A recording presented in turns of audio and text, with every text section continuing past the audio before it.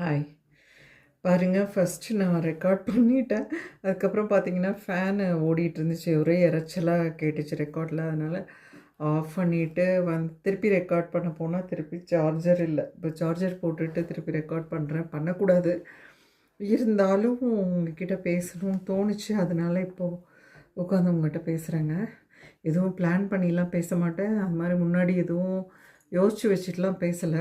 என் மனசில் ஒன்று சொல்லணும்னு தோணுச்சு. அதனால தான் சொல்கிறேன் உங்ககிட்ட. எதுக்காக ட்ரக்ஸ் குடிக்கிறாங்க அப்படின்னு எனக்கு தெரியும். எதுக்காக குடிக்கிறீங்க நீங்கன்னு நான் சொல்லட்டுமா?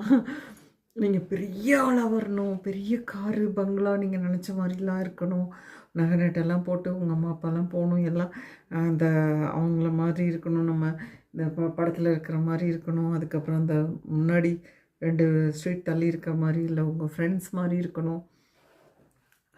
அது மாதிரிலாம் ஆக முடியல. அவ்வளோ ஆசை, அவ்வளோ எல்லாம் இருக்குது. பட் ஆனால் அவ்வளோ சீக்கிரமாக அவ்வளோ ஆக முடியல. ஆனால் அந்த ட்ரீம் அந்த தண்ணி போட்டால் அது எதுவுமே தெரில.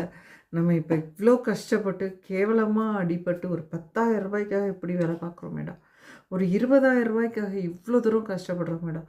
நம்ம எங்கே கோடி கோடியாக சம்பாதிக்க போகிறோமே.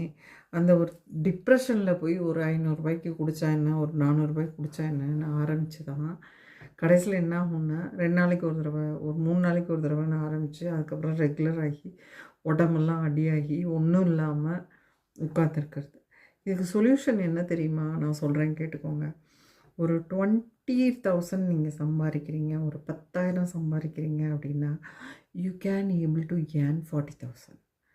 ஆனால் தாராளமாக நீங்கள் 40,000 வந்து எஃபர்ட் போட முடியும். வேறு அதாவது இப்போது ஒரு ஃபீல்டில் இருந்தீங்கன்னா அந்த ஃபீல்டுலேயே பெரிய ஆளாக வரணும் அப்படின்னு சொல்லுவாங்க. அந்த மாதிரி சிலர் இருப்பாங்க. சில பேர் என்ன பண்ணுவாங்கன்னா மல்டி டாஸ்க் ஒர்க் பண்ணுவாங்க.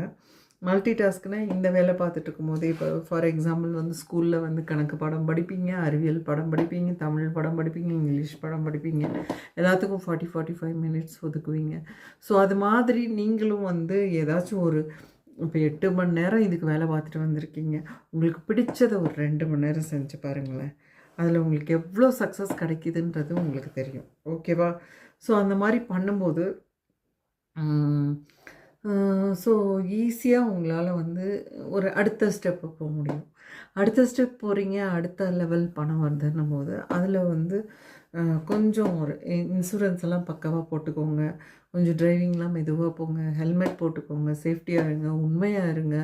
அப்புறம் வந்து நான் சொன்ன மாதிரி நீங்கள் வந்து ட்ரக்ஸ் விற்று பெரிய ஆளாக வேண்டவே வேணாம்.